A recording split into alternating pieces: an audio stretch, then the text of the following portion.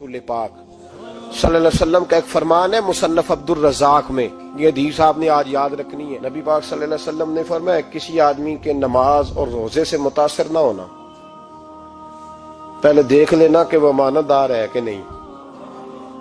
किसी के नमाज रोजे से मुतासिर नहीं होना, पहले देख लेना कि दयानतदार है कि देखना लोगों की जेबों पे कितनी नजरें डालता है। फरमाया बहुत सारे नमाज रोजे वाले धोखेबाजी करते हैं, दयानती न करें, अपने ओहदे का पास रखें, अपने मनसब का ख्याल रखें। ओहदे जिस जगह आप मौजूद हैं आपकी जिम्मेदारी है। मेरे रसूल पाक सल्लल्लाहु अलैहि वसल्लम ने फरमाया हर बंदा तुम में से निगरान है और जो उसकी रियाया है उसके बारे में उसने जवाब देना है। कभी भी बददयानती ना करें। हम लोगों का पहले एतमाद हासिल करते हैं, फिर उस एतमाद को ठेस पहुंचाते हैं। उसका नुकसान पता क्या होता है? दुनिया में सबसे कमजोर शख्स वो होता है जिस पर कोई एतबार नहीं करता। जिसका एतमाद जाया हो जाए वो आदमी बिखर जाता है। कभी भी धोखाधड़ी की पॉलिसी ना बनाए। हम लोगों से मुफादात लेने के लिए अपने रवैये मीठे करते हैं और जब काम निकल जाता है फिर हमारे रवैये बदल जाते हैं। ये धोखा है, ये बददयानती है। इसको अल्लाह रसूल ने पसंद नहीं किया। मेरे नबी पाक अलैहिस्सलाम ने फरमाया जिसमें तीन बातें पाई जाएं वो तो मुनाफिक है। अगरचे उलमा कहते हैं यहाँ मुनाफिक इत्कादी मुराद नहीं, मुनाफिक अमली मुराद है, लेकिन हुजूर ने फरमाया मुनाफिक है। या रसूलुल्लाह कौन? फरमाया वो बंदा जब बात करे तो झूठ बोले, जब वादा करे तो मुखालफत करे, जब अमानत रखी जाए तो बददयानती करे। ये तो बंदा मुनाफिक है। हजरत अबू नूर अलैहिर्रहमान ने लिखा है, फरमाते हैं महमूद गजनवी का दौर था तो एक आदमी महमूद गजनवी के पास ना अपना केस लेके आया, मुद्दई बन के आया। उसने कहा बादशाह मेरा केस बड़ा निराला है। बादशाह सलामत ने कहा वो किस तरह? कहने लगा ये मेरे पास एक थैली है, मैं ना सफर पे जाने लगा तो ये थैली पूरी हीरों की भरी हुई। फलां इलाके के जो काजी साहब है ना, मैं जाती दफा मैं कहीं सफर पे जा रहा था तो मैं उनके पास छोड़ गया कि रास्ता लंबा है, कहीं कोई मुझसे छीन ना ले, हीरों की भरी हुई थी। कुछ दिनों के बाद मैं वापस आया हूं, काजी साहब ने मुझे थैली वापस की है तो इसमें हीरों की बजाय खोटे सिक्के निकले। अब मैंने काजी साहब से कहा है तो काजी साहब तो मेरे गिरेबान तक आते हैं, वो कहते हैं बता कहीं से फटी है, खुली है? वो जिस तरह टांके लगा के तूने सी थी उसी तरह लगे हुए हैं कि नहीं? तो हुजूर लगे भी बिल्कुल उसी तरह है, न फटी है न खुली है। अब मैं लुट गया हूं, मेरी कुल उम्र की कमाई जाया हो गई, खोटे सिक्के कहां और हीरे कहां? तो मेहरबानी करें और आप की बारगाह में अल्लाह रसूल के नाम पर हलफ देता हूं कि मैं हूं बिल्कुल सच्चा। महमूद गजनवी कहने लगे तू जा, थैली छोड़ जा और जब मैं तुझे बुलाऊंगा फिर दोबारा आना। वो शख्स चला गया। महमूद गजनवी उठे, दरबार बर्खास्त किया, लोगों से कहने लगे चले जाओ, मैं 3 दिन के लिए सैर करने जा रहा हूं, 3 दिन के बाद लौटूंगा। अकेले जब रह गए ना महमूद दरबार में तो महबूब ने छुरी मंगाई। वो जिस तख्त पे बैठते थे वहां गद्दा बिछा हुआ था, ये गद्दा पड़ा है ना, वो गद्दा बिछा हुआ था। महमूद ने छुरी के साथ उसको फाड़ डाला और छुरी जेब में रखी निकल गए। कहने लगे मेरे बाद कोई मेरे दरबार वाले इहाते में दाखिल ना हो। महमूद चले गए। अब वो सफाई करने वाला जब आया ना, उसने आके देखा तो गद्दा तो फटा हुआ है। उसने शोर डाल दिया, पहरेदार भी आ गए, फलां साहब भी आ गए, फलां साहब। उसने कहा ओ खुदा के बंदो उसका गद्दा फट गया है, वो तो मार डालेगा। उसने कहा था सिवाय सफाई और निगरानी वाले के दूसरा आए कोई ना, और यहाँ आया भी कोई नहीं। पहले दिन ही फटा हुआ है तो लटका देगा सबको, क्या करें? शोर हो गया, सारे दरबार के मुलाजिमीन इकट्ठे हो गए। एक बंदा बोला, कहने लगा फिक्र ना करो, मैं कैसे बंदे को जानता हूं, इस तरह सिएगा कि जिसने फाड़ा होगा उसे भी पता नहीं चलेगा कहां से फटा था। ऐसा बेहतरीन रफू करेगा कि पता भी। उसने कहा यार हम सारे एक महीने की तनख्वाह देते हैं, तू बंदा बुला।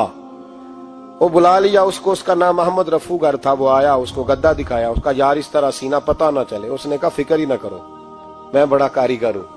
बड़े बड़े कारीगर लोग नहीं हमारे मुल्क में पाए जाते, कोई निशान छोड़ते हैं पीछे? बड़े कारीगर का पैसे होने चाहिए, बड़े बड़े कारीगर बंदे। आप यकीन करें ऐसा ऐसा फलसफा, ये उम्रा इबादत है ना, सरकार दो आलम सल्लल्लाहु अलैहि वसल्लम की बारगाह की हाजिरी बड़ी नेमत है ना। तो सऊदी गवर्नमेंट ने पाबंदी लगा दी, खैर उनकी भी ज्यादती है। इस तरह की पाबंदियां शरीयत इस्लामिया में जायज नहीं। अल्लाह के घर मुसलमान जब चाहे जा सकता है, लेकिन वो कहते हैं जी 2000 रियाल दे जिसने 2 साल बाद भी आना है। उन्होंने पाबंदी लगाई तो हमारे एजेंटों ने भी कई खास ट्रेनिंग हासिल की हुई है, पता नहीं कहां से सीख के आए, उन्होंने भी रास्ता निकाल लिया। ایک صاحب سے میں نے کہا کہ جناب وہ 2000 ریال لگ گیا تو کیا کرنا ہے؟ کہنے کوئی مسئلہ نہیں، پاسپورٹ نواں بنوا لو، گنجائش ہے، یعنی ہر شے کا حل ہے۔ اور میں نے کہا یار اب عمرہ کرنے جاتے وقت بھی بندہ دھوکہ دے کے جائے، اللہ کے گھر جاتے وقت بھی اس طرح کی حرکت کرے، کیا حال ہو گیا؟ ہر چیز کا لوگوں نے حل نکال لیا، ہر چیز کا لوگوں نے سٹائل بنا لی۔ ایسا نہ کریں، یہ درست نہیں۔ احمد رفوگر کہنے لگا اس طرح سیوں گا کہ پھاڑنے والے کو بھی پتہ نہیں۔ ان کا پیسے لے یار تو سی دے۔ اس نے سی دی، اگلے شام ہی لا کے بچھا دیا گدا۔ تیسرے دن بادشاہ سلامت آئے، آ کے پہلی نظر گدے پہ ڈالی، اس نے بلایا سب ملازمین کو، کہا کس نے سیا ہے؟ کہا جناب کیا ہوا؟ کہا یہ پھٹا ہوا تھا۔ کس نے؟ کہا نہیں پھٹا ہی نہیں۔ وہ کہنے لگے بنو بات، میں خود پھاڑ کے گیا تھا۔ تو بتاؤ صحیح سیا کس نے ہے؟ کہا جناب آپ پھاڑ کے گئے تھے تو بتایا کیوں نہیں؟ فرمانے لگے اسی لیے تو بتایا نہیں تھا کہ تم خود تحقیق کر لو، بلاؤ بتاؤ سیا کس نے۔ تو بلا لیا، احمد رفوگر آ گیا۔ اس کو جب بلا کے سامنے بادشاہ کھڑا کیا، کہا بھئی تو نے سیا ہے؟ کہنے لگا حضور آپ کے سارے ملازم کٹھے ہو کے آئے تھے، میری غلطی کوئی نہیں۔ کہا نہیں یار تو بڑا کاریگر ہے، میں نے اپنے ہاتھ سے پھاڑا تھا پر مجھے بھی نہیں پتا چل رہا کہاں سے پھٹا تھا۔ اچھا یہ بتا یہ تھیلی جو ہے یہ بھی تو نے سی تھی؟ اس نے کہا جی آپ کے خادم کا ہی کارنامہ ہے، وہ فلانے علاقے کے قاضی صاحب آئے تھے، اس میں سے ہیرے نکال کے تو کھوٹے سکے بھرے تھے، تو مجھے بھی تھوڑا سا حصہ ملا تھا۔ محمود نے سارے گواہ بھی اکٹھے کر لیے، ثبوت بھی اکٹھے کر لیے۔ پھر قاضی کو بلایا، پہلے سارے ثبوت اور گواہ کیس حل کر لیا۔ پھر ہمارے ہاں یہ حال ہوتا ہے کہ مدعی 2-3 ہفتے کے بعد خود ہی ہاتھ باندھ جاتا ہے، کہنا تسی میری جان چھڈو، مجرم پھڑو پاوے نہ پڑھو۔ وہ کہتا ہے مجھے معافی دو، میں رہا۔ ظلم ہے نا، ظلم زیادتی ہے کہ جو بیچارہ اتنے سوال مجرم سے نہیں ہوتے جتنے مدعی سے ہوتے ہیں۔ اب یقین کریں اتنے سوالات ہوتے، بیچارہ ہف جاتا ہے۔ یہ طریقہ درست تو نہیں، ایک لٹ گیا اور دوسرا طرح طرح کے سوالوں کے جواب دیتا پھرے بیچارہ۔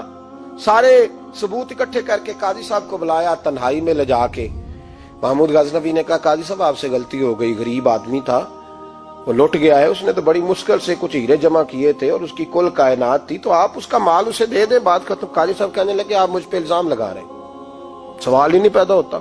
آپ میری داڑھی دیکھیں، آپ میرا اعزاز دیکھیں، دنیا جانتی ہے میں اس کا۔ قاضی صاحب انسان بھول ہی جاتا ہے، بندہ بھول جاتا ہے، غلطی ہوگی، مال نے کہا نہیں سب، کہا میں تنہائی میں پوچھ رہا ہوں، میں اس وقت پوچھ رہا ہوں جب دوسرا موجود کوئی نہیں، آج توبہ کر لے، میں کچھ نہیں کہوں گا، تو میری زبان پہ اعتبار کر، تجھے پتا ہے میں جو کہتا ہوں اس پہ عمل بھی کرتا ہوں، باز آ جا۔ پر قاضی نے کہا نہیں میری غلطی کوئی نہیں۔ محمود نے پھر بڑے دربار میں بلا لیا، مجمع عام میں۔ مہلت کے دنوں میں جو توبہ کر لے وہ بچ جاتے ہیں، لیکن لوگ رسوائیوں کے دنوں میں پھر واپس لوٹتے ہیں اگلا گھر دیکھ کے، پھر حالات اور طرح کے ہو چکے ہوتے ہیں۔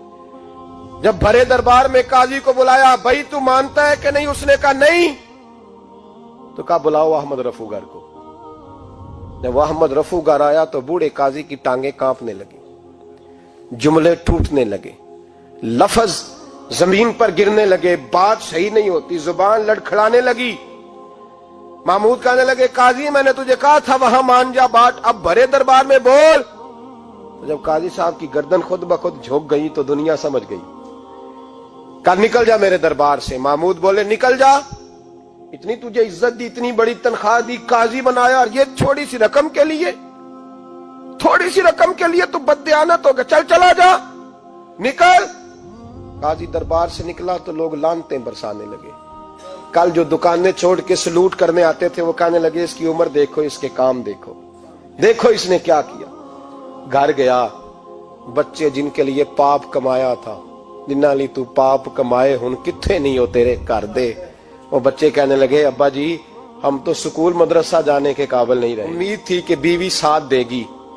وہ کہنے لگی میں میکے کیسے جاؤں گی، گلی کی عورتیں طرح طرح کی باتیں بناتی ہیں۔ اور بھائی کامیابیوں کے بڑے سربراہ ہوتے ہیں، کوئی کامیاب ہو جائے تو سارے کہتے ہیں میری سپورٹ سے ہوا ہے، ناکامیاں ہمیشہ یتیم ہوتی ہیں، ناکامیوں کا کوئی سربراہ نہیں ہوتا۔ جب تک تو قاضی تھا تو بڑے بات تھی، ہر بندہ کہتا تھا رشتہ دار ہے، رسوائی ہو گئی تو وہ تیری آنکھ ہو یا سنگ ملامت کی چبھن، کون پہنچا ہے میرے درد کی گہرائی تک، دور شہرت میں تو یاروں نے کیا یاد بہت، ساتھ آیا نہ کوئی کوچے رسوائی تک۔ اور میاں صاحب کہنے لگے ساری عمر ہی آٹا گد ہے، میں لکھاں کیتے نہیں پیڑے، اب وقت آیا ہی تے محمد بخشا کوئی نہیں ہوں بیٹھا نیڑے، حالات ہی بدل گئے۔ قاضی خاموشی سے اندر چلا گیا، اپنی رسوائی سمیٹ کے بستر پہ لیٹا، نہ روٹی کی بھوک لگی، نہ پانی کی پیاس لگی، نہ نیند آئی، ساری رات تڑپتا رہا۔ سویرے گھر والوں نے دروازہ کھولا تو روح پرواز کر گئی تھی، دنیا چھوڑ گیا۔ حضرت ابو النور علیہ رحمہ بولے، فرمانے لگے یاد رکھو کبھی بددیانتی نہ کرنا، کبھی۔ یہ تو محمود غزنوی کی عدالت تھی، قیامت میں رب کریم کی عدالت لگے گی۔ اور فرمایا وہاں تو گواہی دینے والا احمد رفو گر تھا، قیامت میں تو تمہارے اپنے ہاتھ پیر گواہیاں دیں گے، ہمارا اپنا وجود گواہی دے گا۔ اور فرمایا یہاں تو لانتے دنیا دار برساتے تھے، وہاں فرشتے ہوں گے۔ اور قاضی کو تو موت آ گئی تھی، قیامت میں تو دوبارہ موت بھی کوئی نہیں آئے گی، وہاں تو رہنا ہے اور سہنا ہے۔ بددیانتی معاشرے میں، اتنی بددیانتی ہر جگہ۔ اس معاشرے کا بھی کچھ بنے گا جہاں دوائی بھی خالص نہ ملے، جہاں دوائی میں بھی بددیانتی ہو۔ لوگ اپنے بچے کو آکسفورڈ یونیورسٹی میں پڑھانے کے لیے غریبوں کے بچوں کے رگوں میں جو دوائی اتارے وہ بھی 2 نمبر۔ اتنا بڑا بھی کو بددیانت معاشرہ ہوتا ہے کہ لوگ یہاں تک دھندا کریں، یہاں تک کہ لوگ لوگوں کی زندگیوں سے کھیل جائیں اور ہمیں احساس تک نہ ہو کہ کوئی مر جائے گا، کوئی ڈوب جائے گا، کیا بنے گا۔ اور جس نے وہ اپنی رجسٹر کی دوائی کی، اس نے 2-4 لاکھ روپیہ لیا اور اس نے یہ نہیں سوچا کتنے انسان میری وجہ سے مریں گے۔ قتل صرف یہ تو نہیں ہوتا گولی مار کے مار دینا، لوگوں کی زندگیوں سے لوگ کھیل جاتے ہیں، لوگ تباہی کر جاتے ہیں، لیکن بددیانتی سے باز نہیں آتے۔ میرے رسول پاک علیہ السلام کے غلاموں، نبی پاک صلی اللہ علیہ وسلم نے ذرا سی بددیانتی، اور صحابہ کا یہ مزاج تھا، اتنی سی بھی کبھی ان سے غلطی ہوتی تو تڑپ جاتے۔